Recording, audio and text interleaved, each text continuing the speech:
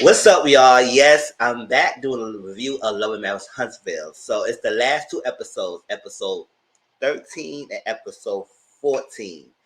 And we got some things to say, and I'm not trying to make it too long because it's a couple of things, especially that Black Expo and that $100.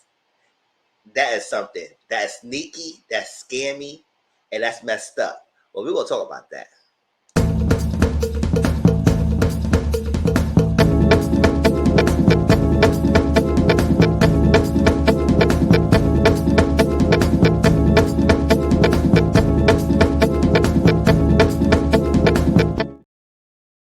Hey, what's up? My name is Mizu. Watching my channel, Mr. 14, and I'm back doing the review of Love and Marriage Huntsville, Season 6, Episode 13 and Episode 14. Holt-ing Court and Kiuwhaaat, or that A's. Okay, whatever. But so, this is not going to be a scene-by-scene kind of review. It will be just like major points that came about. So, it won't be a long review, but I will still give you my full details of how I feel. So let's start with the Kimmy and Kyla, Cape Crusader Kimmy. That's her name, Cape Crusader, because y'all know from in my live, you did not watch my live. I did a live earlier on Mr. Social Corner, and we talked about how she Cape Crusade for her husband when he doesn't do the same thing for her.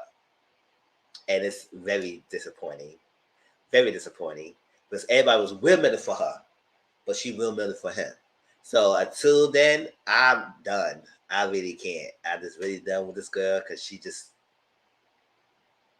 I'm disappointed. It was all work for you, but it is what it is. So Hotbox convinced her to have a sit down with Kyla to clear up this misunderstanding that she was the side chick when they was going to divorce.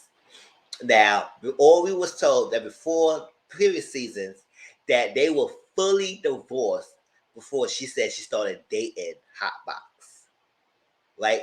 But he never really cleared up that rumor. I know. I think that last season, the season before that, when they asked him that, and he said, "Oh, they're gonna let him know that yeah, we was fully divorced and stuff like that." But he didn't say nothing all this long time until it was a question asked for him to say it. And even then, it's kind of ridiculous. So I felt like you should have been debunked that. And I feel like it was more of his responsibility to clear up that rumor and that expectations and that misunderstanding of who she was, her status of what she was in your time when y'all started dating, than more so Kyla.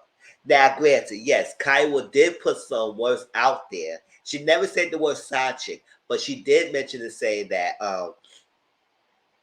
well, during my time, it felt like it was overlapping, and you was around, and we wasn't fully divorced yet. We was fully divorced yet, and I think in her mind, she was hoping the reconciliation with Hotbox, but that didn't happen. So, but all this time, we was knowing that they really fully divorced. The episode we find out when Mel and Kimmy met up to do a massage day. Kimmy mentioned that. Oh, sorry, y'all. My nose. Kimmy mentioned that they signed the papers, but they was waiting for the divorce decree to come back to them officially to be they were divorced. So in that aspect is that even though you signed papers to be officially divorced, you didn't get that decree back until the judge to actually confirm it. So y'all was somewhat still technically married, even though you signed the papers, you just waiting for it to come back. And I got clarification for somebody who been going through that. They say that once you sign the papers, you not fully go get the divorce decree until they come back, and it sometimes takes a while to get it back to you. So at that time period, that was probably was the reason that Kimmy started dating Hotbox at that time period because she said it was they signed the papers, she was waiting to get it back. He was waiting to get it back. But before y'all told y'all was fully divorced. So that let us know that y'all already signed the papers and he already got the decree, but he didn't get the decree yet. Y'all was waiting on that time to get it back when you started dating him.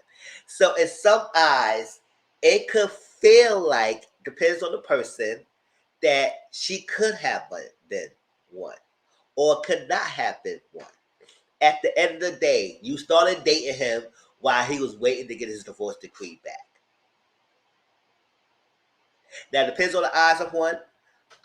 For me, if I was Kimmy, the Cape Crusader, I would not even entertain dating someone who waiting for the decree to come back until I actually see the divorce papers that you are divorced.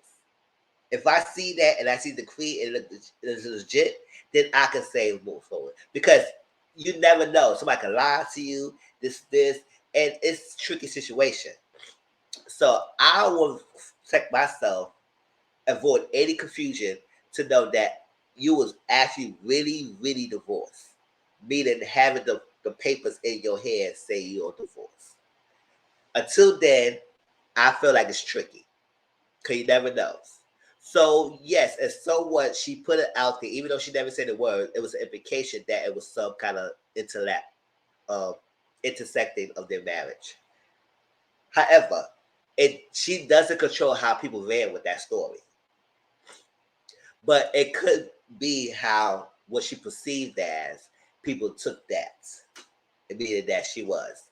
But at the same time, Cape Crusader Kimmy, your husband Hotbox didn't stop that narrative of going around. If I turn my thing off, it's just Wi-Fi want to act up. Your husband didn't clarify, and he could have ample time to clarify because his responsibility. Because we don't know what he said to you on the time when he was saying to Kiowa, because he could have been playing both sides. So my thing is, he was the major party to make sure that this wasn't going further than what it needs to be. Yes, she put something out there, and even though she didn't say the words, at the same time, I don't feel like it was all her responsibility. She apologized. So apologized, like it was that type of thing. If you feel this way, I apologize. So Kimmy said she's gonna let it be. She did. I could take that for now. We gotta move forward. And but at the same time, Kimmy, you never really expressed your feelings, how you really felt about this whole thing until now. So she never knew.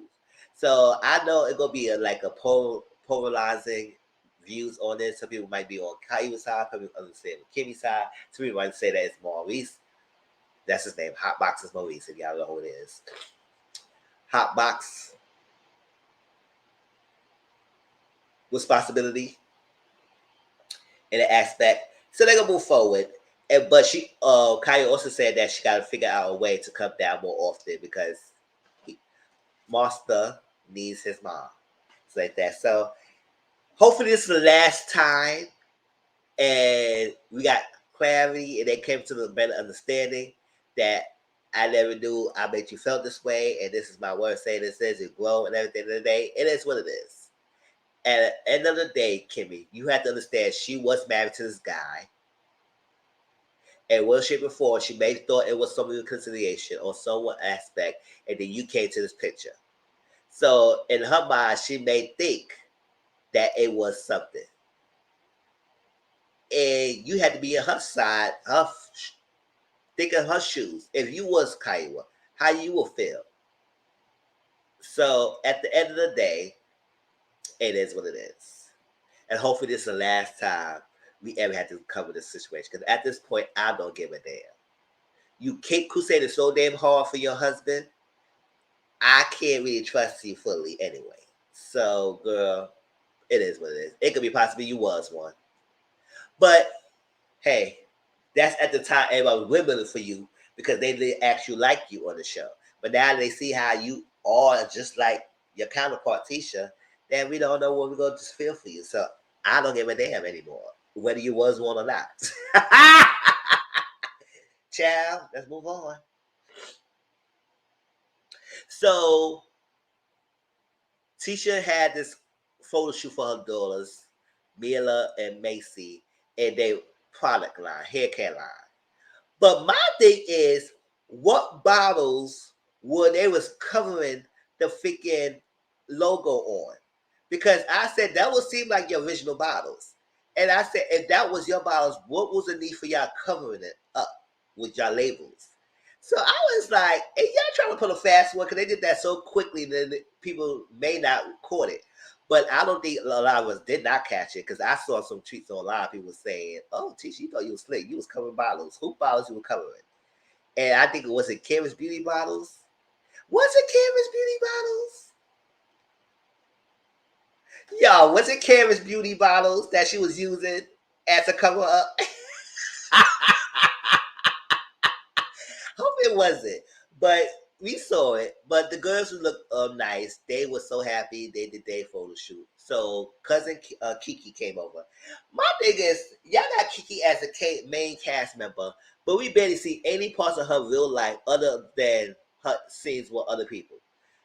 Go, we'll get her family life. Like she has a husband. I know she has children. Or we'll get more to see that. CK. Are we gonna see that? Or we just gonna see her just being just scenes? Because I don't understand why she's a cast member when we don't really see her like that. But otherwise, her interacting with Tisha and some of the other ladies in conflict. Okay. So she came and got the girl some food, her cousin some food, and Tisha gave the girl some food, and they came back, and Kiki found out through the grapevine about Mobile, a city Mobile in Alabama, and she gonna get the keys to that city. And it was a good thing. It's a great accomplishment. Now Tisha said she didn't think that was a big deal. I said, how is that a big deal when you gonna get keys to the city? Now, I don't know what was that. What did I apply though? Getting keys to the city, what did I do for you? I said, I want to know. Maybe I look that up on Google. Like, get a keys to the city. What exactly is the accomplishment? Like, I understand the accomplishment getting the keys, but what exactly is the power would you supposed to exert from that? Or you maybe to open thing up, or what? Your ownership of the city. What that entails of getting the keys to a city. That's how I want to know. Maybe have ownership of how things go in the cities. So we'll see. So she thought she was no big deal. So that's what she would say nothing to people. So people have to find out at the last minute. And they go. So she invited Kiki, and Kiki said she gonna be there. Now fast forward, Tisha was getting her hair done. Now I'm trying to see what. Oh yeah, that was hair. She was getting her hair done, and apparently Kiki did not show up. Kiki came in and told them that she had to take some medication, everything to stop the withdrawals of addiction that she had. And she tried to get off of it. It'd been like a year of taking it, so she ready to get off. So it's a good accomplishment. But we come to find out that she did not able to attend the the ceremony. She showed pictures of what she was going to wear and everything to Tisha, but she couldn't get out to transportation to get over there. I guess she couldn't get no car rented in the last minute. Because sometimes, yes, renting a car is not that easy to get quickly, especially in the last minute. They might not have no cars to rent to you. So that's that. She couldn't drive her car because I guess she said her husband took it. So she had no other ways to get there. So I was like, could they couldn't drive you? They couldn't pick you up. I don't understand, but whatever it was, Tisha was upset.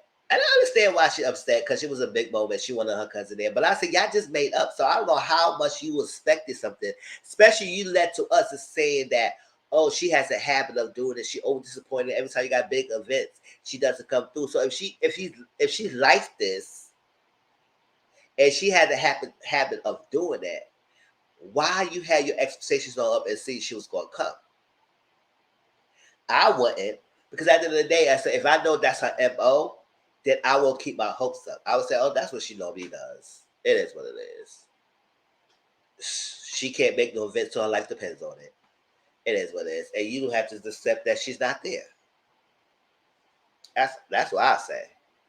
So, but then she kept harboring, "Oh, you this always disappointed me, always disappointed me," and I don't know if I'm gonna keep you in my life and that like that. I said, "Girl, if you didn't want her in your life, you should have not even tried to make it up. You say you was gonna try to make it move forward.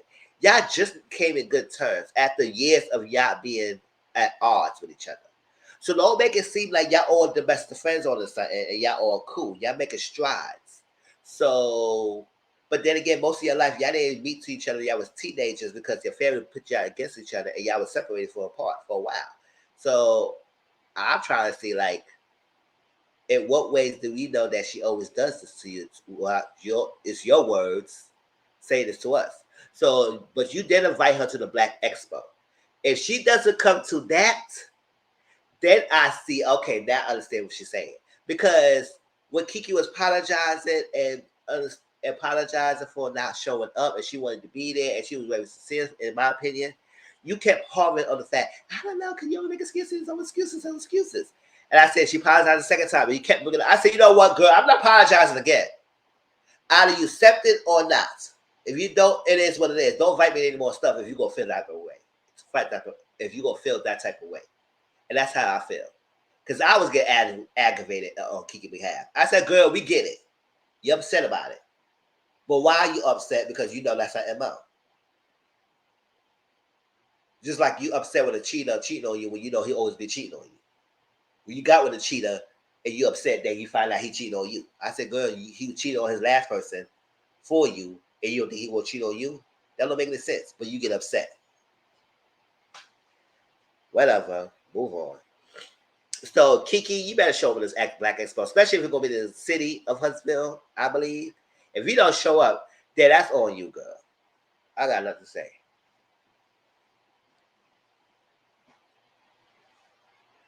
So, Mel met up with the Fletchers, and she met with them to see how they is, because apparently Martel subpoenaed the Fletchers and his mom to testify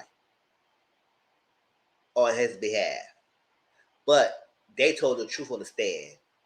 And I guess Martel was upset with his mom because she didn't go show up and show out. I don't know what you think she's going to do, and show out. It's not a freaking graduation. It's not a prom. It's not a first date celebration. What she showing up and show out in the court for? She asked a question. They asked the question. She answered the question. Now you think she should show up more information? Why? Of stuff you tell her to? No, she answered what she answered.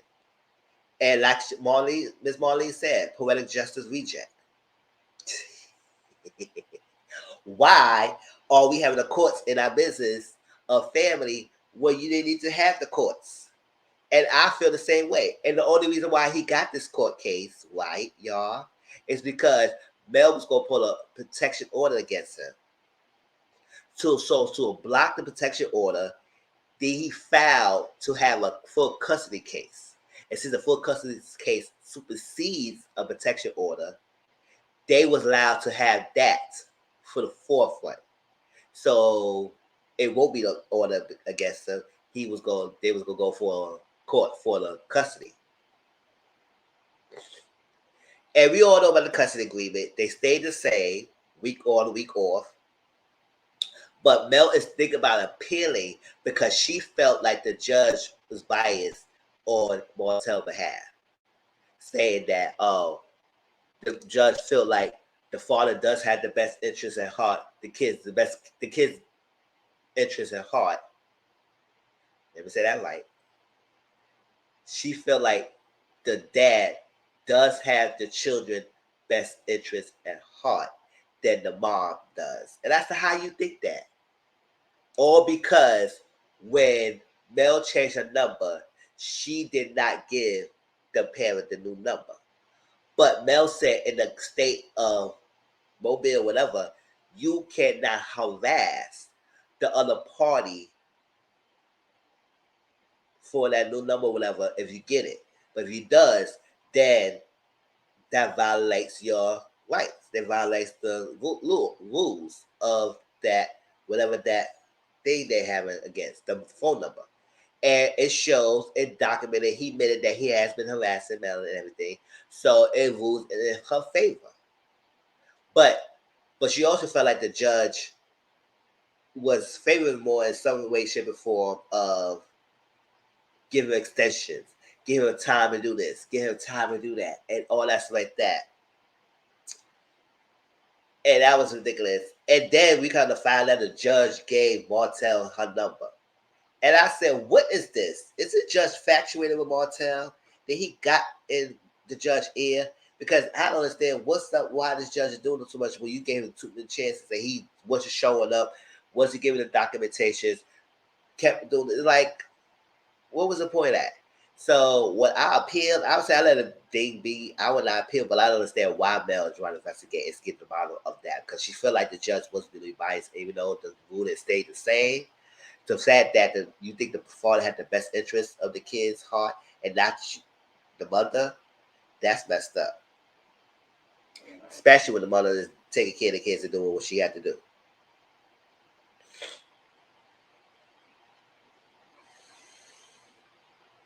So the Fletchers, and now the Fletcher was upset they got subpoenaed.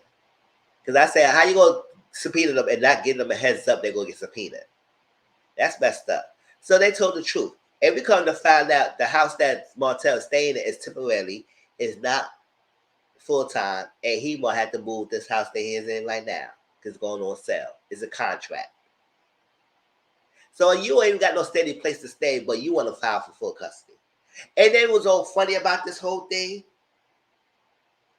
he was trying to make it seem like Mel was taking him to court.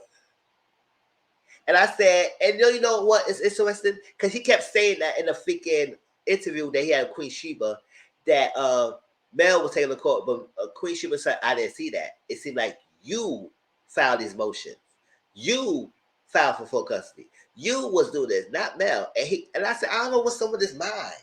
What is going on with this milk, dusty, chocolate dude head to think that the court case they're going through right now is because of Mel? No, you filed for this, and that's what you're going through these cases right now. And he said, if you don't want to deal with it on the kids, just give it to me. I said, no, she didn't file for all this to put you in the case because she don't want to deal with the kids. You filed for full custody because you didn't want the protection order against you. Child. But yet, there are still some females who will kick crusade for Martel, Dusty, and behind. Go ahead. Fly to him.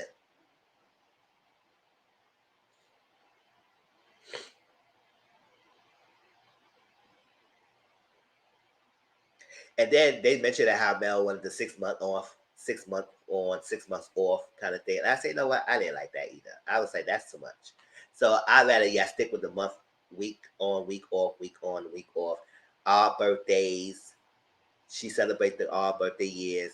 You celebrate the even birthday years. Alternate holidays. It is what it is. Ugh.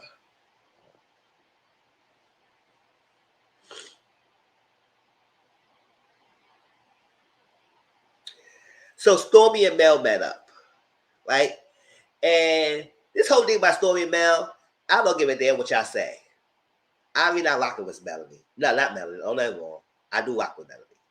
I don't rock with Stormi like that. I don't. Now, I don't dislike or hate Stormi. Something about her is moving funny and fishy to me, and I just can't get with it. But I'm going to say this. Can Mel give Stormi the heads up about the changing number and the DM, all that stuff, like yada yada? Yes, it could have been Zach. It could have been done differently.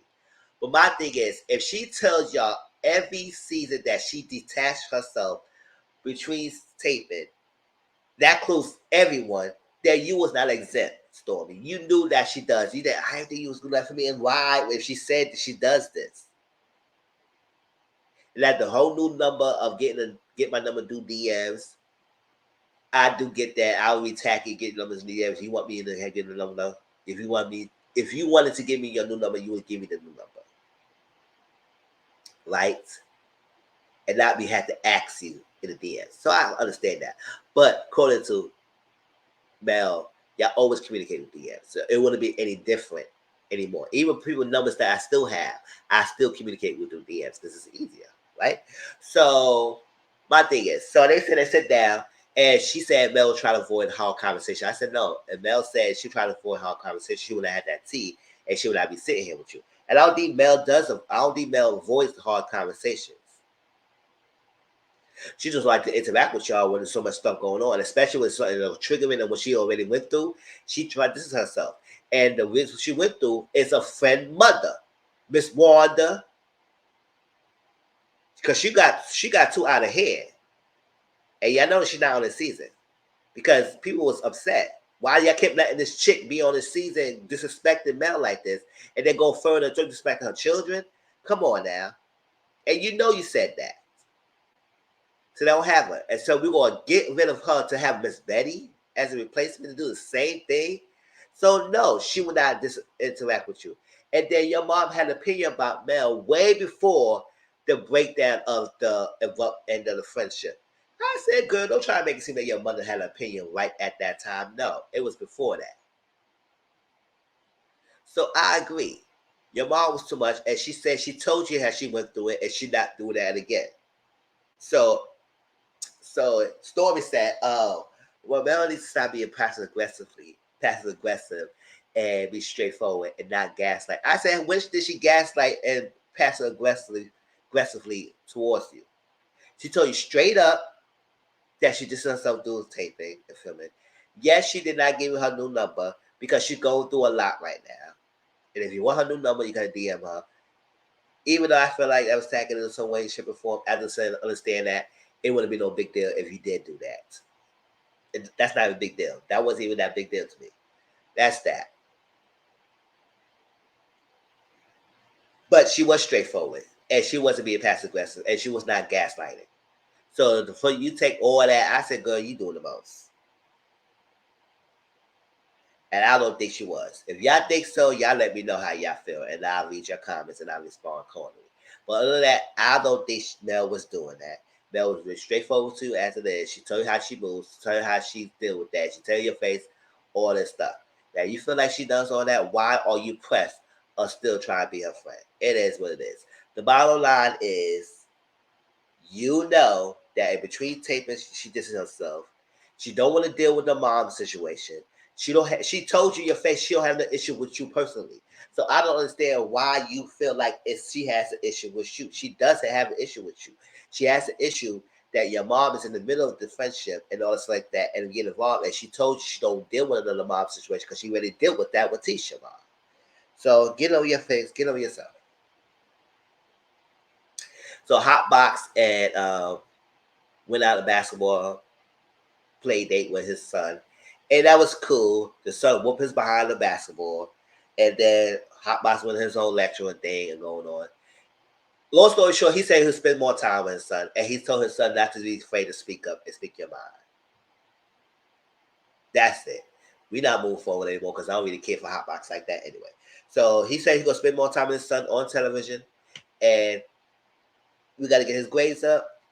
And we're going to see how things go. So, and speak up and tell me if you don't feel something type of way.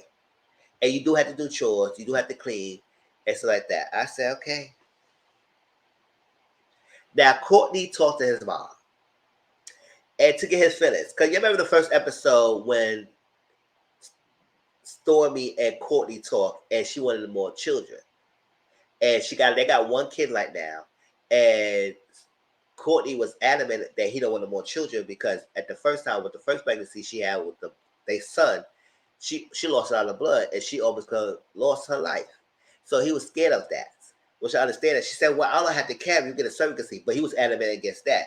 So I said, so do you want any kids or not? Because I don't understand. And he said, oh, his thing was the kid got to have his DNA. I said, well, the kid will have your DNA if it's her egg in your sperm. And so what surrogacy, it won't be on their DNA. It's your egg and sperm creating the DNA. So it's your DNA. But no, so I said, if you don't want her carrying because she lost a lot of things, so why not get surrogacy? And if you want DNA, so you adoption, like you kind of threw away all options out the window. So when he sat down and talked with his mom, he feeling that he wanted to break the curse of single parent household. But my thing is, you're already breaking a curse if you are there actively present in your son's life with your wife.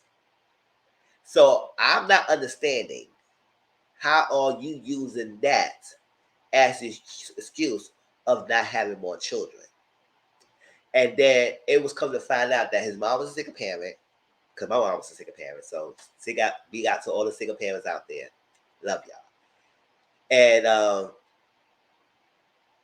not having his father around, and his father abandoned him and everything. And then he started breaking down because it's a touchy thing. And so I understand how it affected him that his father was not around. But my thing is, I don't understand how that is affecting, is an issue that you don't have more children with Stormi in your current situation when you are active father. Unless you're intended not to be one, then I understand that you becoming your father and you may leave like your father left. If that's what you're afraid of, then I understand why you're saying that. But if you're not doing that, then I don't understand the connection of your father abandoning you and how you don't want more children. Because you have one and you didn't abandon the son now. So it's safe to say you won't abandon your other future children that you have.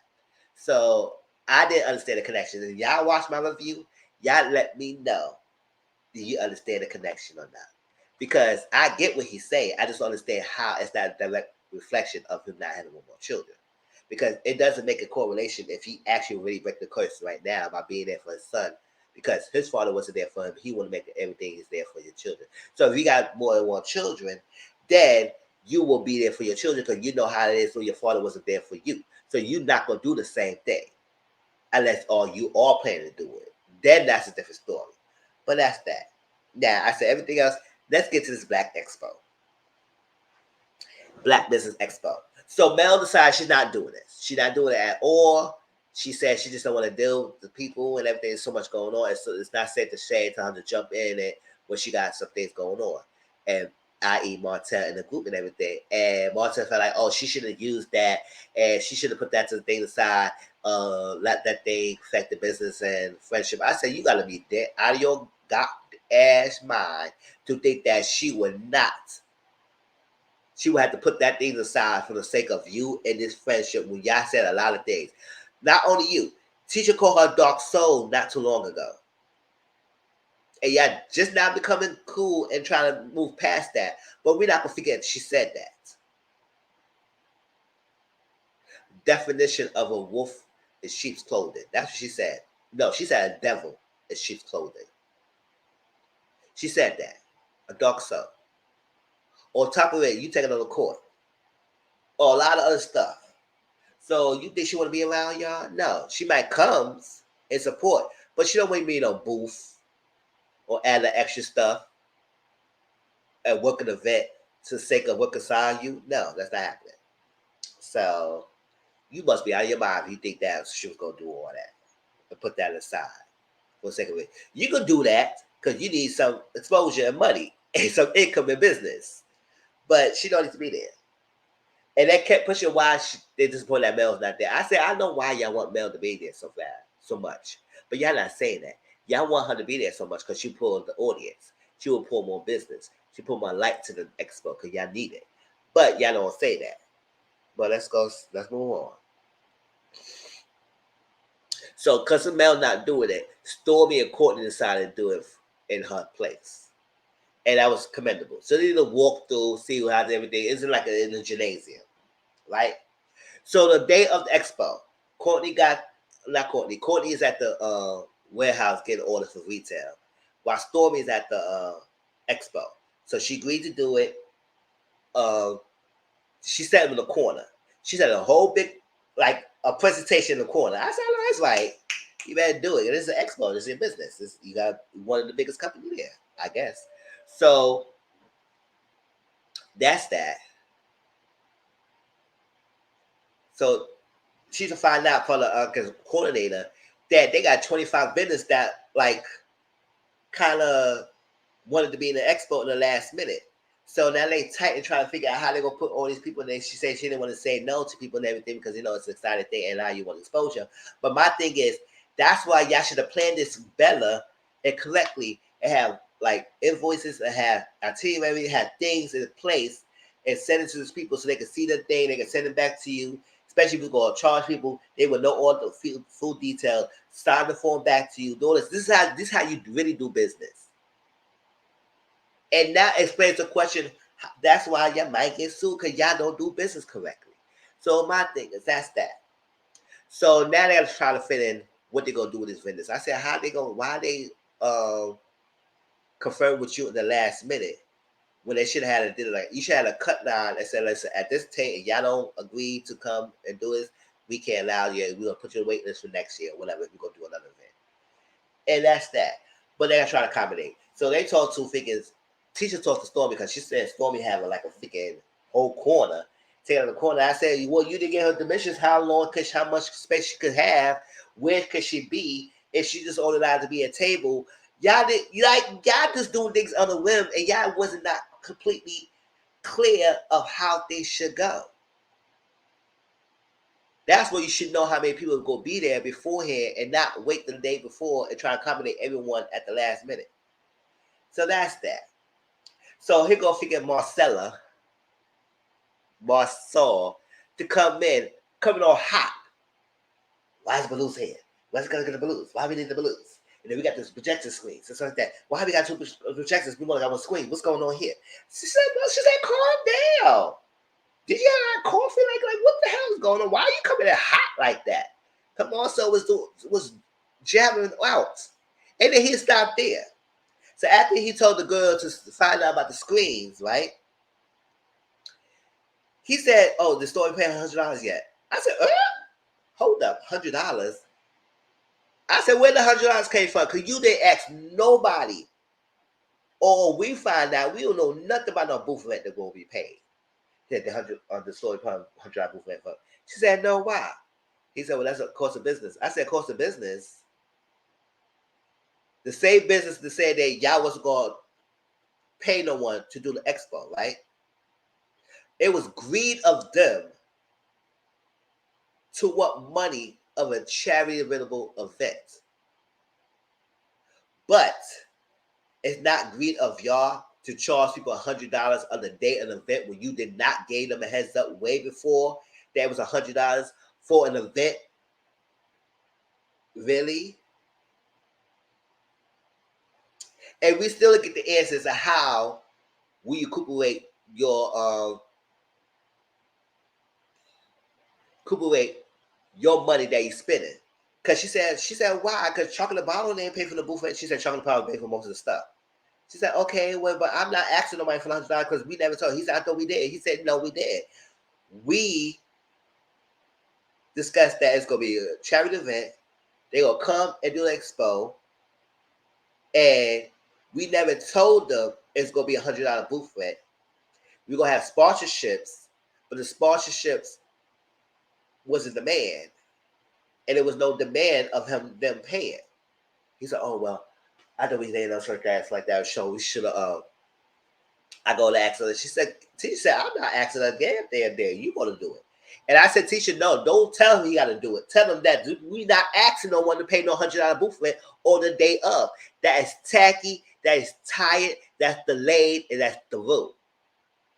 Because that's bad business etiquette to ask people for money after the event when you never told them up front, especially if they volunteer their time for an event that you said that you was not paying them for. They take it out their free time to get exposure because you give it back to the community. So if you let the people know that they're going to pay a booth rent for the event, then that's something you had to scale a long time ago and you will collect the money then. But not at the event. That is tacky. And I agree with Stormi. That's very low vibrational. Very low vibrational. So it will demand $100 booth rent for people at the event. And you come at Stormi like, you got to give me $100. It's no big deal. It's no big deal, right? She said, it's no big deal for $100. But you don't come in when you don't figure $100 booth rent. This how you destroy businesses. And that Stormi said in her mouth that she would not do business with y'all again. Especially Marcel. She won't. Because that's very tacky how you came at her like that.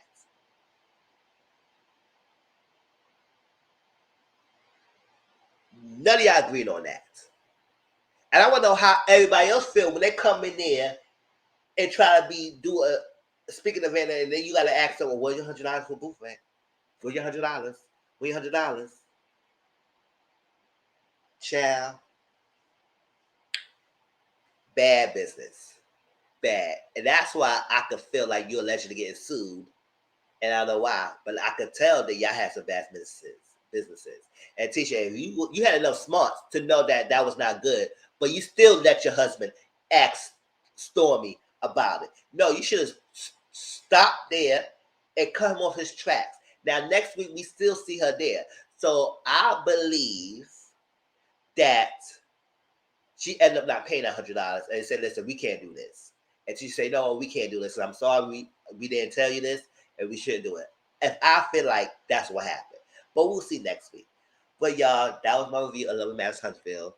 It's 40 minutes, but hey, whatever. It is what it is. It's 2 episode 1. I have to give you everything I can. Next show, y'all, please like, comment, subscribe to my channel. Let me know you stopped by. And tell me your thoughts about all the topics I discussed.